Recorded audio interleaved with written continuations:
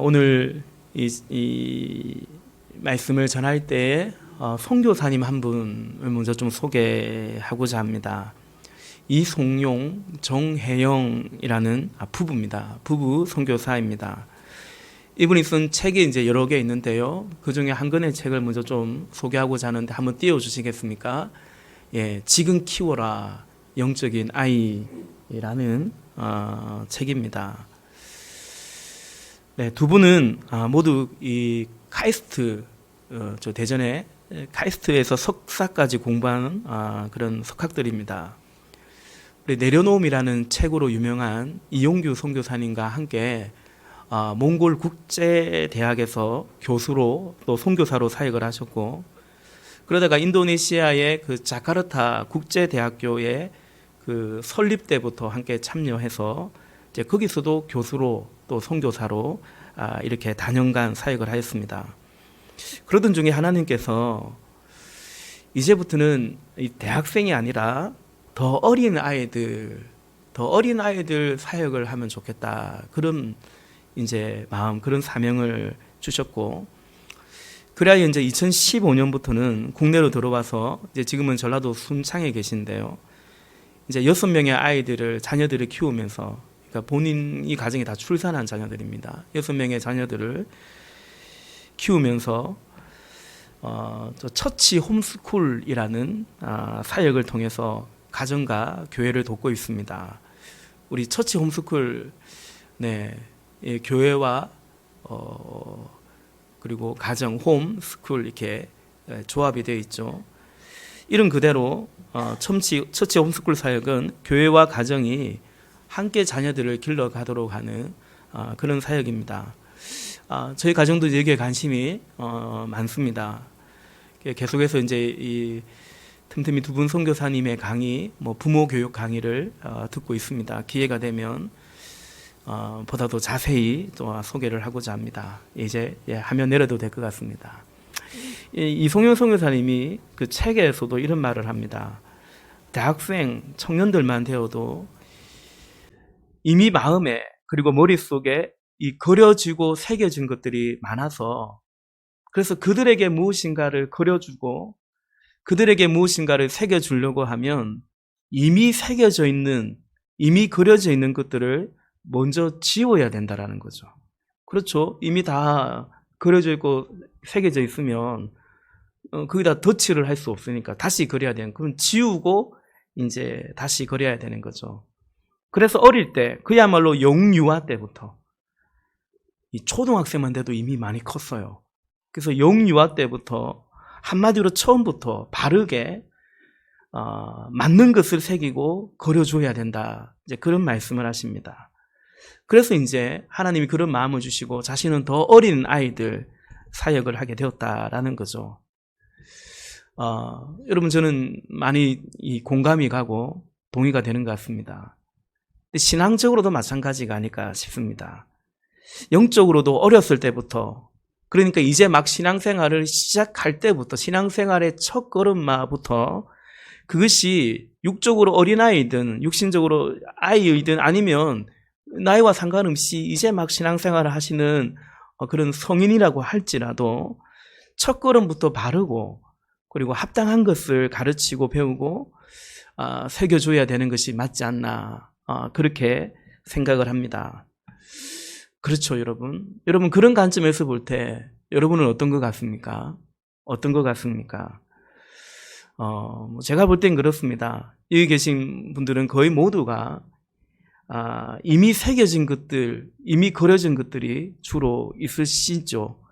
그것이 잘못됐다는 것이 아닙니다. 바르게 잘 아름답게 새겨지고 그려진 것들이 많이 있을 것입니다.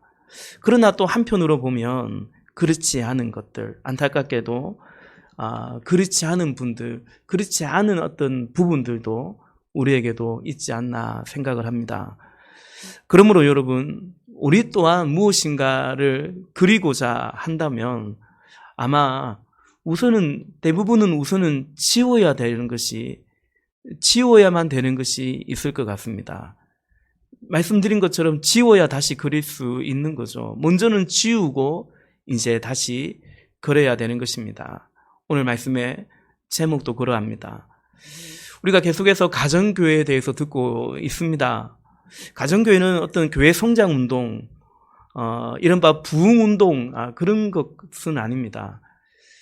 부흥을 사모하는 것은 마땅하지만 그런 운동을 이 가정교회를 통해서 교회를 성장하자, 부흥하자 이런 거를 깨하고 그런 운동을 그런 어떤 슬로건을 가지고 있지는 않습니다. 오히려 그런 마음을 가진 분들은 목사님들은 가정교회에 대해서 별로 흥미를 갖기가 오히려 어렵습니다.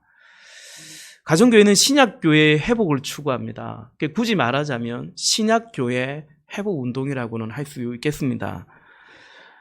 그런데 그것은 결국은 갱신운동이라고 할 수 있습니다. 리뉴얼입니다. 그러니까 다시 새로워지는 운동입니다. 가정교회가 영혼구원, 또 VIP 이제 이런 것을 강조하죠. 근데 사실은 먼저는 완전히 그냥 아무런 이제 기존의 성도가 없이 개척을 한다면 몰라도 우리 교회만 해도 마찬가지입니다. 우리가 개척한 지 얼마 되지는 않지만 그럼에도 이미 여러분이 함께 동력하고 섬겨가시는 교회이기 때문에 사실은 먼저는 기존의 교회와 성도를 갱신하는 운동이라고 볼 수 있습니다. 왜냐하면 그렇지 않으면 영혼 구원하는 교회가 될 수가 없습니다. 그러니까 먼저는 갱신이 중요합니다. 그리고 이미 영혼 구원과 제자 만드는, 제자 삼는 그 일에 아주 열매를 맺고 있고 잘 그렇게 우리가 신앙생활을 하고 있다면 굳이 가정교회라는 것을 꼭 도입할 필요는 사실은 없습니다. 누누이 말씀드리지만 가정교회라는 그 자체가 목적도 아니에요. 또 목표도 아닙니다. 실제로 최은기 목사님도 어떤 교회 가서는 가정교회를 우리가 도입하고자 합니다라고 했을 때 우리 그 김양재 목사님, 우리 큐티 하는 우리들 교회, 유명한 교회가 있죠. 이제 그 목사님도 너무 가정교회를 하고 싶어 하는데 예컨대 최은기 목사님이 김양재 목사님한테는 그냥 목사님은 이 목회를 계속 하십시오. 이미 열매를 많이 맺고 있지 않습니까?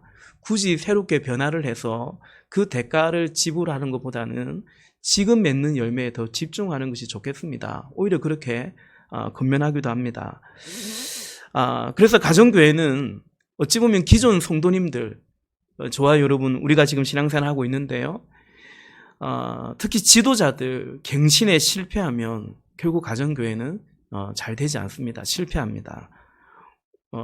실패하는 게 가정교회가 잘 되지 않는 게 아니고 그러다가 오히려 이른바 잡음만 생기고 여러모로 어려움을 겪을 수 있는 거죠. 그래서 가정교회 세미나를 목사님들이 다녀와도 그래서 이게 맞다. 이게 신약 성경이 우리에게 말씀하고 있는 그 교회가 맞다라고 동의해도 다수의 목사님들이 시도하지 않는 이유가 그것 때문입니다. 괜히도 혼란스럽고 어려워질 수 있겠다. 이제 그런 생각 때문인 거죠. 부담이 되는 거죠. 대부분의 목사님이 그랬는데요, 여러분. 그럼 저는 어떨까요? 허 목사는 어떤 생각을 가지고 있겠습니까? 저 역시도 그런 부담을 가지고 있습니다. 이게 괜히 우리 교회가 그래도 은혜 가운데 성도님들이 서로 섬기고 이렇게 그지 않습니까? 우리 잘 섬겨주고 계신데 이 가정교회 하다가 괜히 혼란만 겪고 잡음이 생기면 어떡하나 그런 부담이 사실은 저 또한 있습니다. 여러분 그렇게 보이죠? 예, 떨고 있잖아요. 보이죠? 이런 저의 마음에 이런 부담 속에 하나님 계속해서 보여주시는 소망 도전이 있습니다. 그게 뭐냐면 천국입니다. 그리고 거기서 배울 우리 주님입니다. 신기할 정도로 저는 사실 하나님 나라의 현재성에 대해서 참 관심이 많은 사람이었는데 가정교회를 하면서 하나님 나라의 완성, 그 천국에 대한 소망을 하나님께서 깊이 주십니다. 천국 가기까지 어떻게 할 것인가? 천국 가기까지 이 땅에서 어떻게 살 건가? 어떤 목회를 할 건가? 하나님 허락하신 주님의 양떼들인데 우리 성도님들을 어떻게 섬기고 축복하고 하나님 앞에 그렇게 함께 서갈 것인가, 그 마음을 주십니다. 여러분, 영원한 것과 영원하지 않은 것이 있습니다. 그렇죠? 우리는 그것을 인정하고 믿는 사람들이고 또 전하는 사람들입니다. 그런데 우리가 영원하지 않은 것, 다시 말해서 없어질 것들을 위해서 살면 영원한 것에 대한 우리의 증거의 건세가 없습니다. 특히 자녀들의 신앙에 그것이 아주 결정적인 것 같습니다. 영원한 것을 위해서 영원하지 않은 것들을 포기하지 못하면 그것을 그대로 보고 자란 자녀들에게는 믿음이, 복음이 잘 심겨지지 않는 것을 보게 됩니다. 그러니까 여러분, 영원한 것을 깨달았을 때 우리가 이 땅에서 어떤 삶을 사냐면 희생과 헌신의 삶을 삽니다. 그래서 어제도 그런 간증을 들었지만 가정교회 목자와 목녀들의 가정이 잘 회복됩니다. 그리고 자녀들이 그렇게 믿음 위에 서가는 것을 보게 됩니다. 그러니까 교회 일에만 열심히 하고 가정에는 소홀한 그런 것이 아닙니다. 가정에서 하기 때문에 엄마 아빠가 어디 가고 없는 게 아니고 보입니다. 그런데 조금 중학생 정도만 돼도 뭐 이렇게까지 우리 엄마 아빠가 섬기지, 고생을 하지, 그런 생각을 하면서 자연스럽게 자녀들이 예수님을 믿는다는 것은 무엇인가를 배우게 되고, 그리고 그 희생과 헌신을 하는 이유에 대해서도 자녀들이 자연스럽게 알게 된다, 보고 배우게 된다라는 것입니다. 제가 하나님 나라에 관해서 우리 청년들에게 많이 얘기했더랬습니다.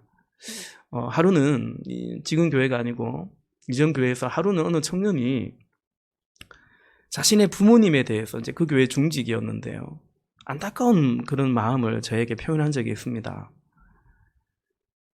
우리 부모님은 늘 부동산에 관심이 많다는 겁니다. 주로 어디 이렇게 아파트 이런 거 분양권을 어떤 때로는 자기가 볼 때는 변칙과 또 이런 편법 이런 것도 좀 써가면서 주로 아파트 분양권 이런 걸 따서, 분양권 따면 이제 뭐가 붙습니까? 프리미엄이 붙죠. 그러니까 월급쟁이 해가지고 1억 몇천 이렇게 어떻게 봅니까? 주로 이제 그런 식으로 재미를 많이 보신 것 같습니다. 근데 이제 청년이, 이 자매가 이제 하나님 나라 복음을 알고 나니까 그렇게 살아가는 것이, 부모님이 그렇게 살아가는 것이 하나님 나라 복음에 합당하지 않다고 생각을 하면서 이제 그런 부분에 대해서 안타까움을 표현한 적이 있습니다. 같이 기도하자고 했죠. 여러분, 그렇게 자녀들은 보고 있습니다.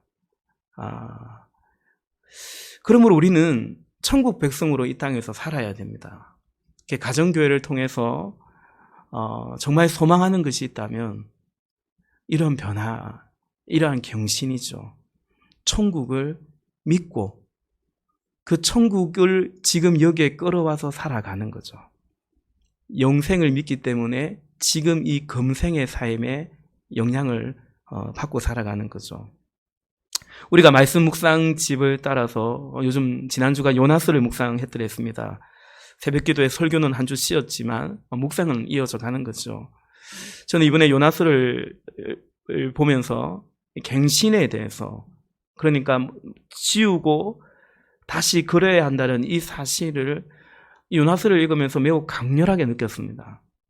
요나스 1장, 4장까지인데요. 전체를 읽으면서 그렇게 느꼈습니다. 하나님 허락하시면 한 장 한 장 보면서 한 4주 정도 요나스 전체를 좀 강의하듯이 좀 보고자 합니다. 오늘은 이제 1장이죠. 1장 안에서 요나의 모습을 좀 보고자 하는데요. 첫째는 요나는 신앙이 아니라 신념의 사람이었던 것을 보게 됩니다. 여러분, 신앙이란 하나님을 믿는 거죠. 그리고 하나님을 믿는 것이란 하나님을 하나님으로 인정하는 거죠. 그러니까 내가 믿는다고 고백한다고 해서 그게 무조건 신앙은 아니라라는 것입니다.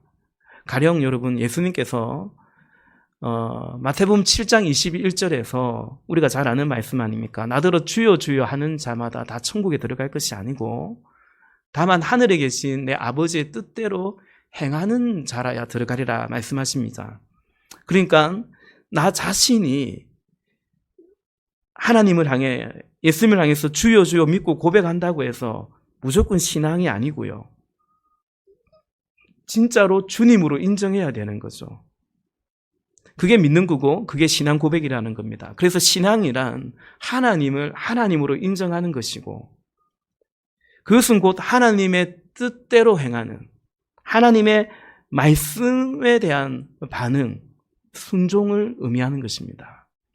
그러니까 비록 우리가 미처 다 순종하지는 못한다 할지라도 미처 주의 뜻대로 우리가 다 살아내지는 못한다 할지라도 그러나 그렇게 해야 된다는 것을 인정하는 거죠.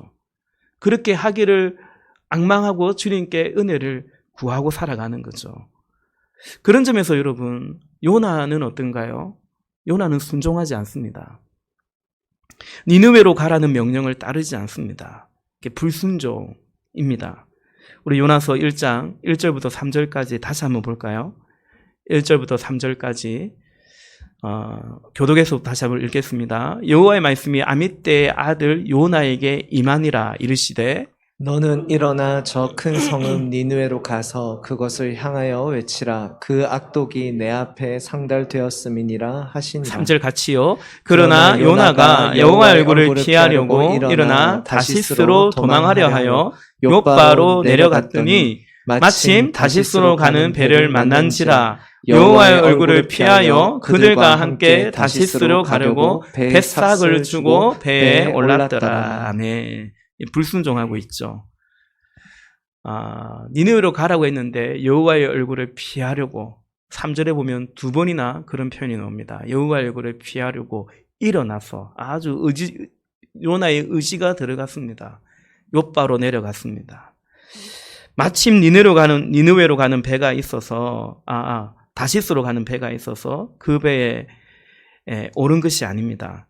다시스로 도망가려고 욥바로 내려갔어요. 그 항구에 다시스로 가는 배가 있기 때문입니다. 그죠? 때마침 타이밍이 좋았을 뿐입니다. 그렇게 가던 배가 큰 풍랑을 만납니다. 하나님이 그렇게 하신 것입니다. 4절에 보니까 여호와께서 큰 바람을 바다 위에 내리시매 여호와께서요. 바다 가운데 큰 폭풍이 일어나 배가 거의 깨지게 된지라. 그러니 배에서 난리가 났습니다. 당연하죠. 그런데 요나는 뭐 하고 있습니까? 잠들어 있었습니다. 선장이 요나를 깨웁니다. 그리고 선장과 선원들이 묻죠. 당신 누구냐?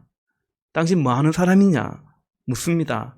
우리 본문 8절부터 10절까지도 한번 다시 읽어보기로 하는데요. 교독할게요. 제가 먼저 8절을 읽겠습니다. 무리가 그에게 이르되 청하건대 이 재앙이 누구 때문에 우리에게 임하였는가 말하라. 너 생업이 무엇이며 네가 어디서 왔으며 너 나라가 어디며 어느 민족에 속하였느냐 하니 그가 대답하되 나는 히브리 사람이요 바다와 육지를 지으신 하늘의 하나님 여호와를 경외하는 자로다 하고 10절 자기가 같이 있습니다. 자기가 여호와의 얼굴을 피함인 줄을 그들에게 말하였으므로 무리가 알고 심히 두려워하여 이르되 네가 어찌하여 그렇게 행하였느니라 하니라. 아멘. 요나는 자신을 뭐라고 소개합니까? 히브리 사람이다. 히브리 사람이라는 것은 이제 원래는 이제 뭐 건너온 사람들 이런 뜻입니다. 그러니까 아브라함이 본토 치저 아비 집을 떠나 강을 건너왔다는 그 뜻인데 그러니까 이 당시에 히브리 사람이라고 하는 것은 나는 아브라함 자손이다. 더 나아가면 유대인이다. 이스라엘 민족이다. 이제 그런 뜻입니다. 혈통적으로 그리고 하나님을 믿는 족속이라는 의미인데요. 나는 히브리 사람이다. 나아가 요나는 자신이 그 하나님을 경외하는 자로다. 이렇게 말합니다. 이 대단한 자부심이죠. 영적인 자부심을 뛰어넘어 굉장한 자신감이라고 할 수 있죠. 당신 누구냐 하니까 나 하나님 경외하는 사람이다. 이렇게 말하는 것입니다. 그런데 그렇게 말해놓고는 바로 10절에서는 자신이 여호와의 얼굴을 피하였기 때문에 이 풍랑이 지금 몰아쳤다라고 말합니다. 여러분 결과적으로 요나는 하나님의 얼굴을 피하는, 다시 말해 하나님께 불순종하고 있는, 그러나 하나님을 경외하는 자입니다.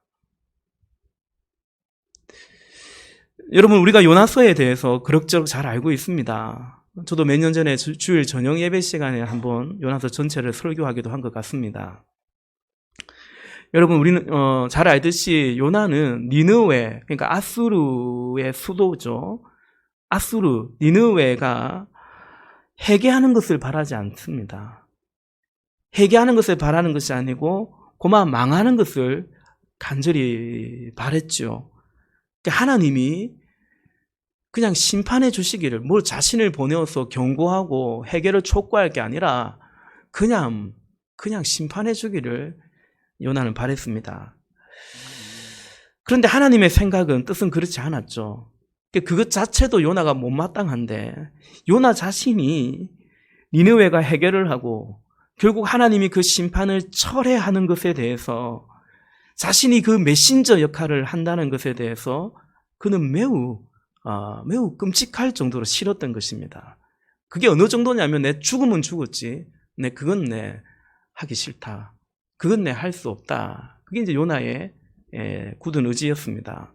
실제로 요나는 요나서 전체에서 그만 날 죽이소, 차라리 날 죽이라, 뭐 그런 말 여러 번 합니다. 오늘 본문 12절 볼까요? 본문 12절입니다. 같이 읽겠습니다.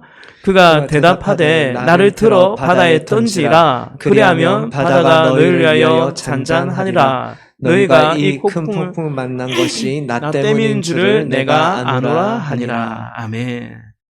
나를 들어 바다에 던지라 말합니다. 여러분, 바다에 던져지면, 바다로 뛰어들면 어떻게 됩니까? 어떻게 됩니까? 죽습니다. 뭐 혹시라도 물고기를 예비하사 살려줄 거다, 이래도 믿으면 안 됩니다. 바다에 뛰어들면 죽습니다. 요나는 이 정도로, 차라리 죽겠다, 이 정도로 자기 신념이 확고한 사람이었습니다.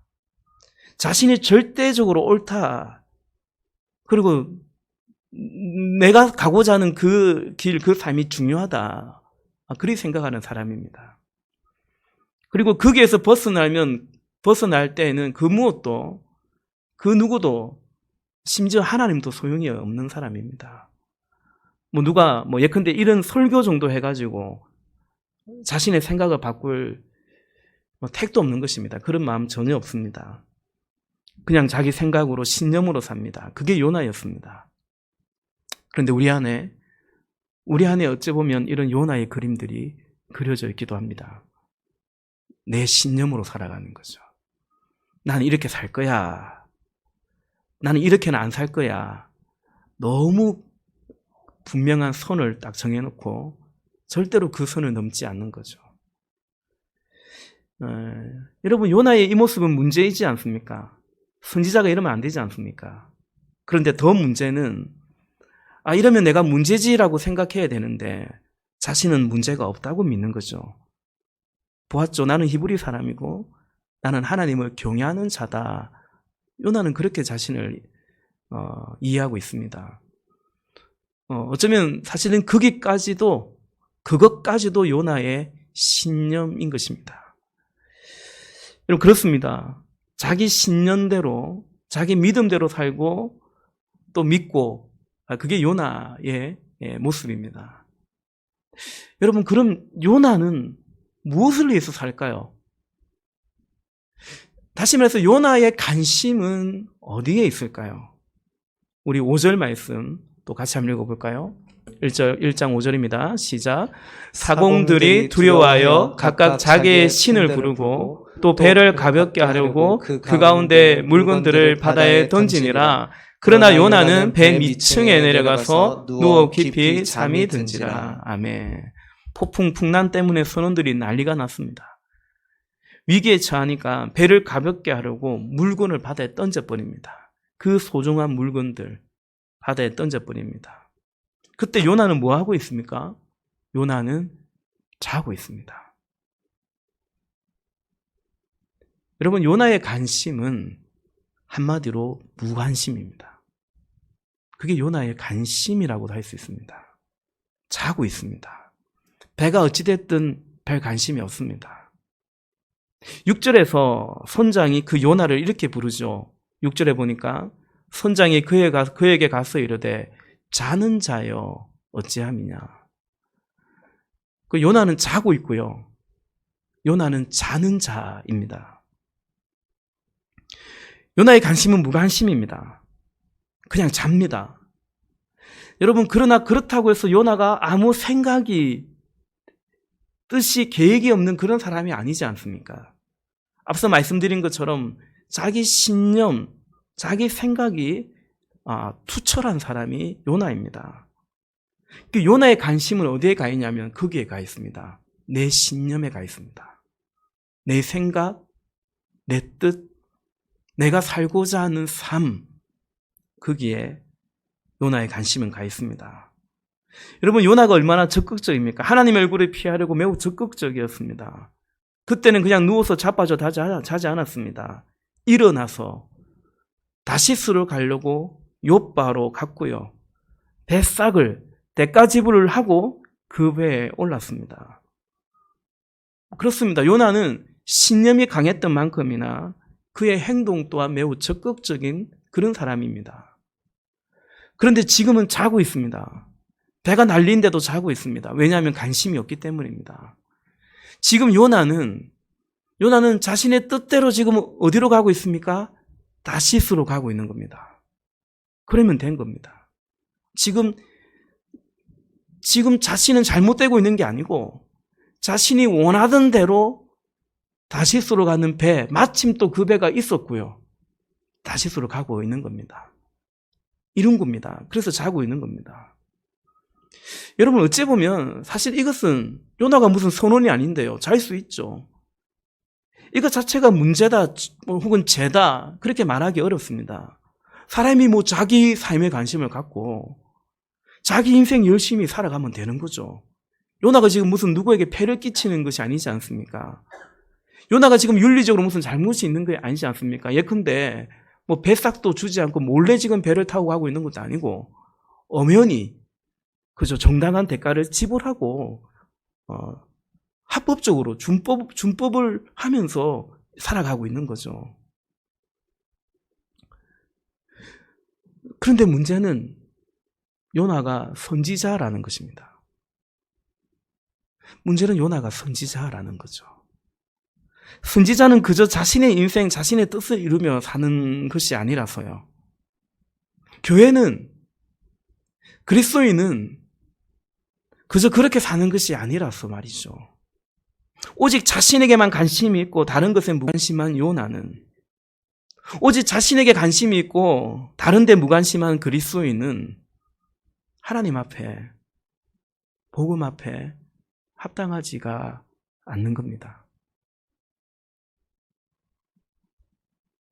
여러분, 그런 점에서 요나의 고백을 한 번 더 인용하고 정리해 보면 요나는 자신 외에는 관심이 없는 하나님을 경외하는 자인 것입니다. 표면적으로 볼 때 요나는 민족주의자입니다. 자기 민족, 이스라엘의 대적이죠. 굉장히 위협적인 존재고 결국 이 니느웨, 아수르에서 이스라엘이 멸망당합니다. 그런 니느웨의 멸망을 바라는 것은 어찌 보면 당연한 것 같습니다. 요나는 그렇게 민족주의자입니다. 그는 니느웨의 구원에는 관심이 없습니다. 그런데 여러분, 다만 그것만은 아닙니다. 요나서 전체를 이제 읽어보겠지만, 보면 더 알 수 있지만 여러분, 요나는 니느웨의 구원에만 관심이 없는 것이 아니고 요나는 하나님에게도 관심이 별로 없습니다. 그의 관심은 자기 자신에게 있죠. 자신이 어떻게 되느냐, 조금 더 확장해 본다면 우리 민족이 어떻게 되느냐, 그 정도의 그의 관심은 가 있었습니다. 요나는 지금 자신은 그렇지도 않은데, 그런데 니느웨에 대해서 이토록 관심을 가지시는 하나님이 별로 마음에 들지 않습니다. 하나님이 니느웨에 시선을 두는 것 자체가 별로 못마땅합니다. 하나님 뭘 그 관심을 두십니까? 요나는 하나님이 그러지 말고 자신에게 좀 더 관심 가져주시기를, 자기 민족에게 좀 더 관심 가져주시기를 그저 바랄 따름인 거죠. 여러분, 이런 요나의 모습이 오늘 우리의 모습 가운데 있지 않을까요? 하나님께서 다른 데는 좀 무관심해도 괜찮으니까 좀 나에게 좀 더 신경을 좀 써주소.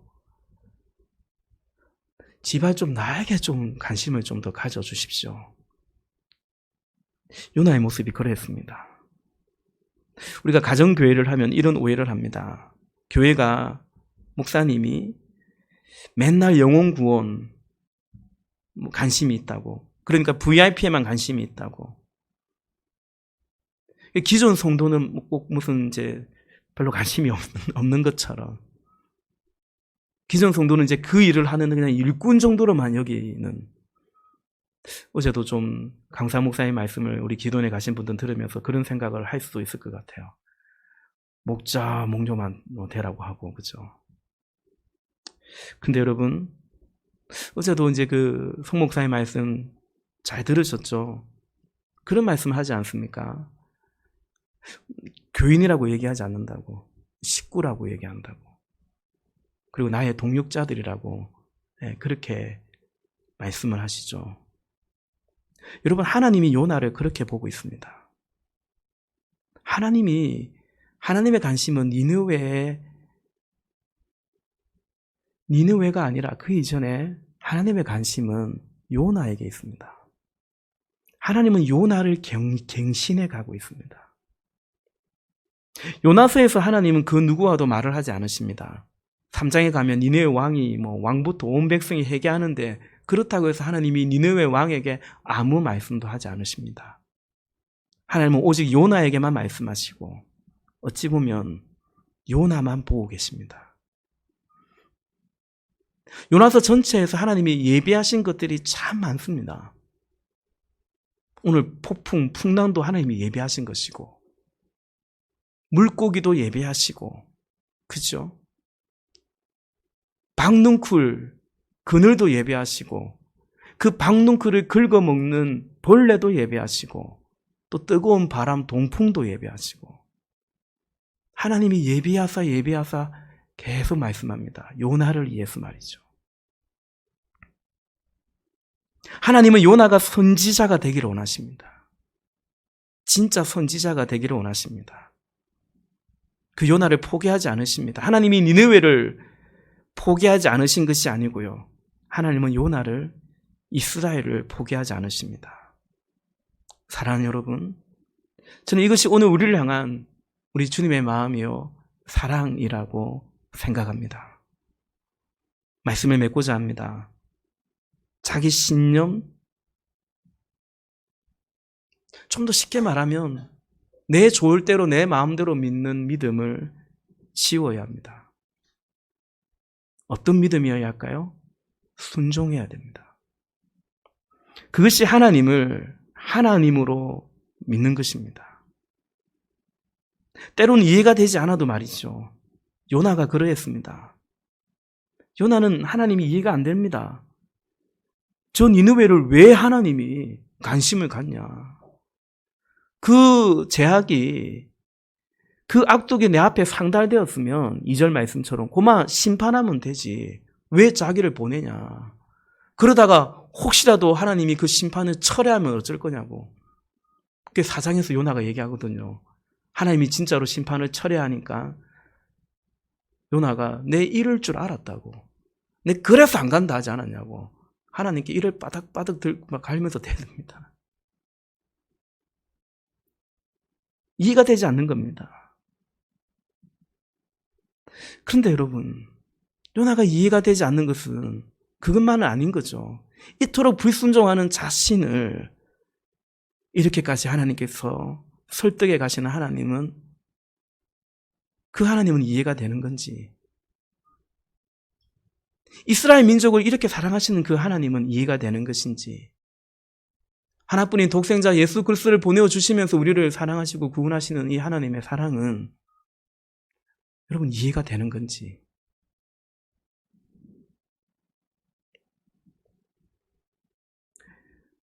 우리에게는 지우고 그래야 될 그림이 있는 것입니다. 그래야 하나님의 마음으로 세상을, 영혼을, 교회를 바라보아야 되겠죠. 감사하게도 우리 생명의 삶 같이 공부하시는 분들이 한 주 한 주 지나면서 그런 고백들을 조금씩 하십니다. 너무 감사하죠. 그렇게 우리가 경신되고 새로워짐으로써 하나님의 마음으로 세상을, 영혼을, 또 이 교회, 우리 형제 자매들을 바라보아야 되는 것입니다. 그냥 잘 수는 없죠. 그저 편하게 잠들어 있을 수만은 없는 겁니다. 세상 풍랑 속에 방황하고 살 소망을 잃어버리고 우울증에 걸려있고 과거의 상처에 그냥 그대로 묶여져 있는 그런 사람들이, 영혼들이 절비합니다. 우리 또한 그런 삶을 살았기도 했습니다. 뿐만 아니라 교회 안에도, 교회 안에 들어와 있지만 여전히 그 아픔 속에 있는 사람들이 너무 많습니다. 그런데 여러분, 자는 자의 어찌함이냐, 자는 자의 어찌함이냐, 우리 그런 말을 들어서는 아니 될 것 같습니다. 그런 생각을 합니다. 언젠가 제가 주님 앞에 서게 되겠죠. 그런 생각을 해요. 주님 앞에 설 때에, 목사, 너가 교회를 참 좋은 호텔로 만들었구나. 너가 룸 서비스 잘 해주고, 그러면서 막 팁을 챙겨가면서 그렇게 좋은 호텔 만들었구나. 교인들 편히 잘 재웠구나. 이런 말을 들을 수는 없지 않겠습니까? 여러분, 저만 그런 것이 아닙니다. 우리 다 주님 앞에 서게 될 것입니다. 우리가 남겨야 될 것이 있습니다. 특별히 우리의 자녀들을, 우리 육신의 자녀들 뿐만 아니라 우리에게 허락하신 영적인 자녀들을 남겨야 되겠습니다. 천국까지 가져갈 것은 아무것도 없습니다. 믿으십니까? 아무것도 없습니다. 그러나 천국까지 가서 우리가 만날, 여전히 남아있는 사람들이 있을 것입니다. 믿음의 자녀들입니다. 믿음의 자녀들입니다. 거기에도 있을 것입니다. 사랑하는 여러분, 우리 지우고 쉽진 않지만 그건 하나님이 하십니다. 우리 지우고 다시 걸어가면 좋겠습니다. 옹고지신이라는 말이 있죠. 좋은 것은 더 우리가 새기고 익혀가십시다. 다 뜯어 고쳐야 된다는 말이 절대 아닙니다. 그러나 새롭게 할 것은 또한 새롭게 해서 주님 만날 그날을 이 금생에서 영생을 믿었으니 그 내생을 준비해 갈 수 있기를 바랍니다.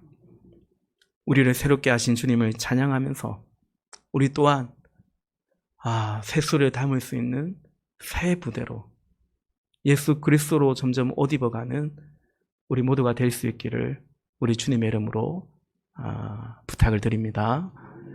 이 시간 우리 같이 찬양하고 기도하기를 원합니다.